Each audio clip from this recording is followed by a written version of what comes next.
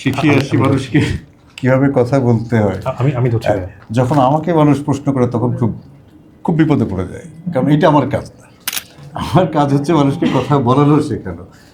আর আমাকে যদি বলা হয় যে এখন এটা কেমন, ওইটা অনুভূতি কেমন, এখন বাবা মার অনুভূতি কেমন হয় সন্তান একটা ভালো জায়গায় গেলে, সন্তান যখন একটা খুব চমৎকার একটা জায়গায় যায়, তো সেই বাবা মার অনুভূতি যেমন, তো আমার আসলে ওইরকমই লাগে যখন আমার এই প্রতিষ্ঠানের, আমাদের প্রতিষ্ঠানের একজন ছেলে বা মেয়ে একটা ভালো জায়গায় কিছু করছে, এটা যখন আমি দেখি তো তখন ওইরকমই আমার লাগে। আসলে মনে হয় যে খুব আমার আপন কেউ সুযোগ পেয়েছে এবং সেই কাজটা করছে।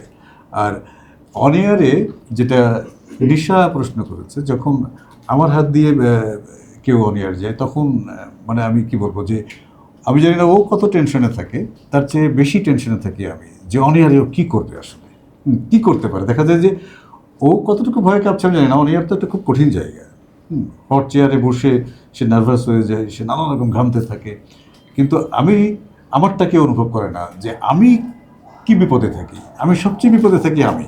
আমার মনে হয় যে কী করবে, কী করতে পারে, কোথায় ভুল করবে, কেমন করবে, এটা নিয়ে আমি ওদের চেয়ে বেশি, কিন্তু এই টেনশনটা আমি কখনো দেখাই না ওদের।